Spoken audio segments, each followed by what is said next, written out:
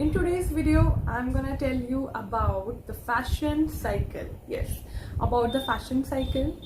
In order to make your look more stylish, you have to understand about the concept of the fashion cycle, because as you all know that it's a fashion series. Hi everyone, I am Mansi Sehgal and your influencer too. You are watching me on my channel, that is Fashion Influencer, where you'll get influenced by everything.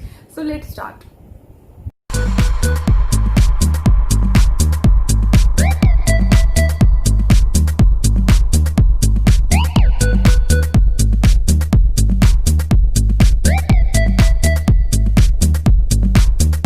अब मैं यहाँ पर आप लोगों को दो interesting चीज़ें बताने वाली हूँ। वो ये कि फर्स्ट ये बेनिफिशियल है फैशन स्टूडेंट्स के लिए, क्योंकि बहुत ही इंपॉर्टेंट कंसेप्ट है फैशन के अंडर, और दूसरा उन लोगों के लिए बेनिफिशियल होने वाली है जो लोग अपने लुक को ज़्यादा स्टाइलिश बनाना चाहते हैं।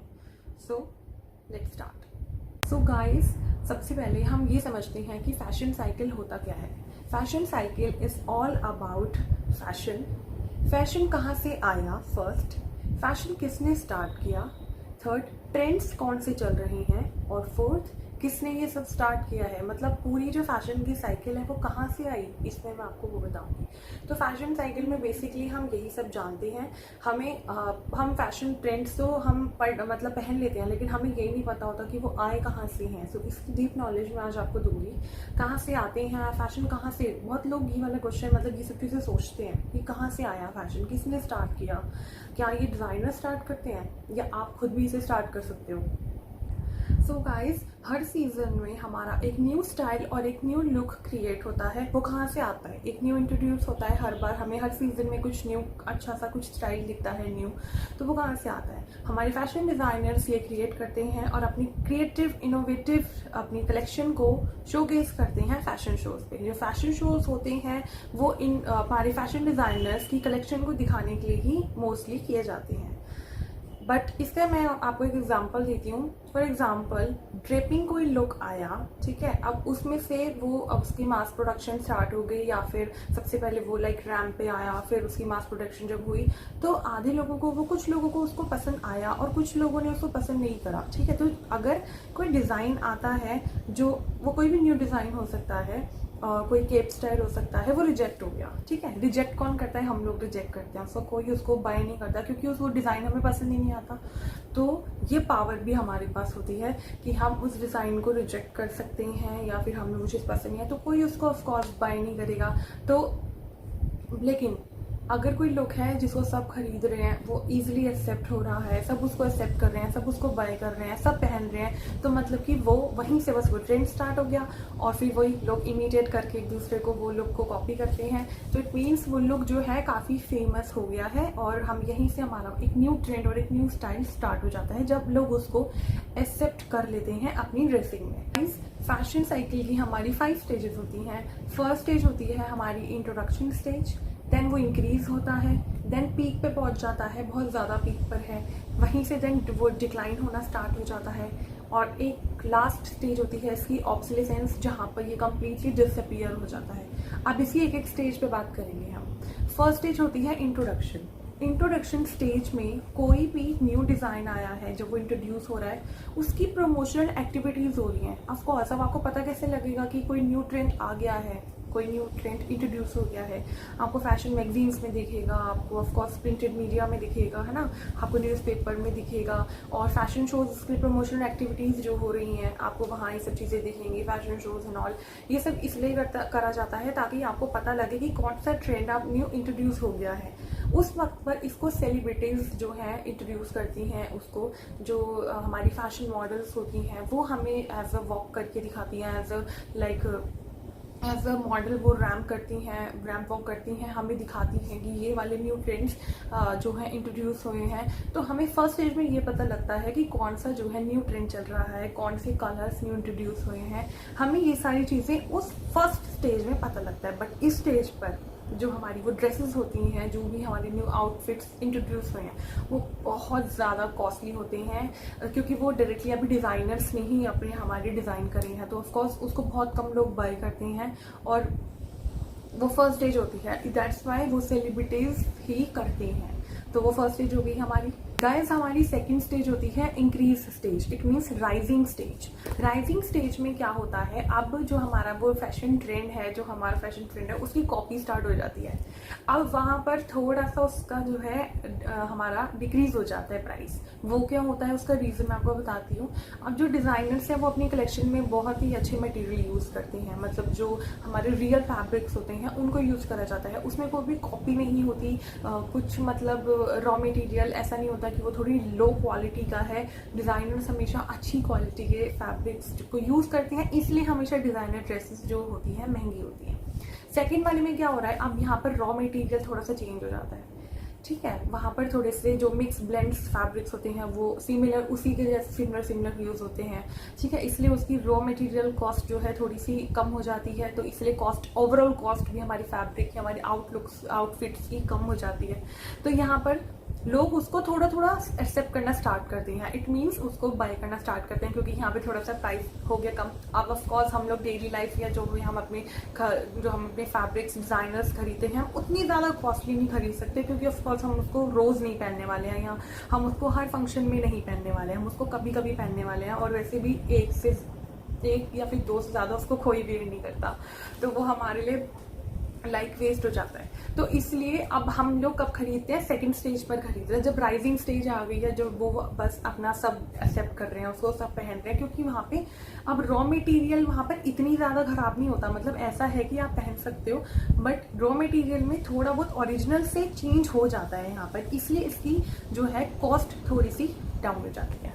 गाइस थर्ड स्टेज होती है हमारी peak stage, that is also known as plateau stage. अब यहाँ पर तो भाई इसको सबने एक्सेप्ट कर लिया, ऑफ द रैक फैशन हो गया। ऑफ द रैक फैशन कहते हैं जब आपको रैक्स पे वो दिखने लग रहा है, मार्केट में हर जगह, लोकल मार्केट में भी वो मिल रहा है, ठीक है, हर जगह आपको दिख रहा है बहुत। मतलब राइजिंग स्टेज पे जैसे लाइक 100 में से उसको 30% ने एक्सेप्ट कर लिया, तो यहाँ पर 70% लोगों ने उसे एक्सेप्ट कर लिया। अब बिल्कुल लोकल मार्केट्स में भी वो मिल रहा है, सब उसको पहन रहे हैं, ठीक है। अब यहाँ पर उसकी प्राइस और कम हो गया, क्योंकि डुप्लीकेशन अब यहाँ पे और भी ज़्यादा स्टार्ट हो गई। सेकेंड स्टेज में तो रॉ मटेरियल में थोड़ा सा चेंज था, यहाँ पर बहुत ज़्यादा चेंज हो जाता है। तभी कभी कभी हम सेटिस्फाई नहीं होती, क्योंकि वो लुक हमें वहाँ सेम नहीं मिलता। बट अब डिज़ाइनर्स की जो कॉपी की जाती है, डुप्लीकेशन किया जाता है, इसलिए रॉ मटेरियल वहाँ पर थोड़ा सा और कम हो जाता है, रॉ मटेरियल में क्वालिटी फैब्रिक्स की हमारी, और इसलिए वहाँ पर प्राइस और कम हो जाता है। और यहाँ पर 70% मतलब 70 to 80% लोग यहाँ पर एक्सेप्ट करने लग जाते हैं उस चीज़ को, और सब पहनने लग रहे हैं। मतलब हर दूसरा इंसान हमें दिख रहा है कि पहन रहा है, और उस फैशन को जो है अपना रहा है, सब पहन रहे हैं उस फैशन को। सो बेसिकली ये होती है हमारी थर्ड स्टेज, जब आपका कोई भी डिज़ाइन है वो पीक पर पहुँच गया है, ठीक है, हर जगह आपको लोकल टू लोकल मार्केट में भी वो मिल रहा है आराम से। गाइस हमारी फोर्थ स्टेज होती है, अब हम पहुंच गए हैं फोर्थ स्टेज पर। फोर्थ स्टेज होती है हमारी डिक्लाइन स्टेज, जहां पर अब सब के सब बोर हो गए हैं पहनकर वो डिज़ाइन, क्योंकि सबने ऑफ कोर्स पहन लिया है। तो अब यहाँ पर लोग कुछ न्यू डिज़ाइन देख रहे हैं, अब वो पहन चुके हैं, क्योंकि ऑफ कोर्स जब लोग कॉपी भी करने लग जाते हैं, एक ही डिज़ाइन सब पहन रहे हैं, तो लोग ऑफ कोर्स थोड़े से बोर हो जाते हैं कि अब तो ये डिज़ाइन जो है सब ही पहन रहे हैं, तो हम क्यों पहने अब। तो इसलिए अब वो न्यू जो है देखने लग जाते हैं कि हम न्यू कुछ ढूंढें। और ऑफ कोर्स हम जो लोग ज़्यादा स्टाइलिंग एंड ऑल करते हैं वो तो वैसे ही हमेशा ही न्यू स्टाइल्स को ढूंढते रहते हैं।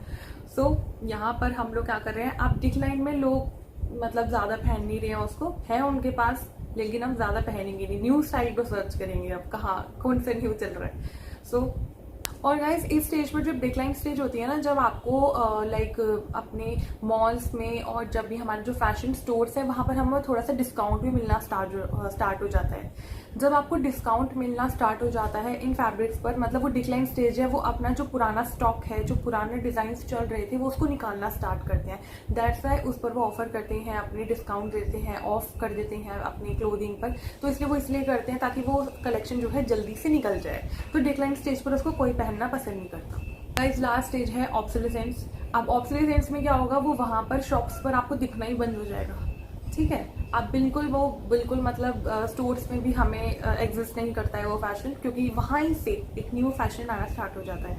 अब एक खत्म हुआ तो दूसरा हमारा जो है न्यू फैशन स्टार्ट हो जाएगा, एक न्यू डिज़ाइन तब तक इंट्रोड्यूस हो जाएगा, क्योंकि धीरे धीरे डिज़ाइंस मार्केट में हमारे आते हैं, उनकी धीरे धीरे उनकी मास प्रोडक्शन जो है होती है। सो गाइस इसमें क्या होता है, धीरे धीरे अब जो है न्यू हमारा आता है और ऑब्सोलेट स्टेज में हमें कुछ भी नहीं दिखता, मतलब वो स्टाइल हमें बिल्कुल नहीं दिख रहा है अब हमें वहाँ पे कहीं पर भी। तो वो ऑब्सोलेंस मतलब कम्प्लीटली वो एग्जिस्ट हो चुका है मार्केट से, अब हमें वो डिज़ाइन दूसरा कहीं और नहीं दिखेगा। तो लोग उसको बिल्कुल डिक्लाइन में, तो लोगों ने पहनना ही बंद कर दिया, तो यहाँ पर टोटली खत्म हो गया है वो डिज़ाइन। अब यहीं से एक न्यू फैशन साइकिल हमारी स्टार्ट हो गई है, अब लोग न्यू डिज़ाइन की तरफ भागना स्टार्ट करेंगे। गाइस, यहाँ पर हमारा फैशन साइकिल का जो पूरा कॉन्सेप्ट है वो खत्म होता है।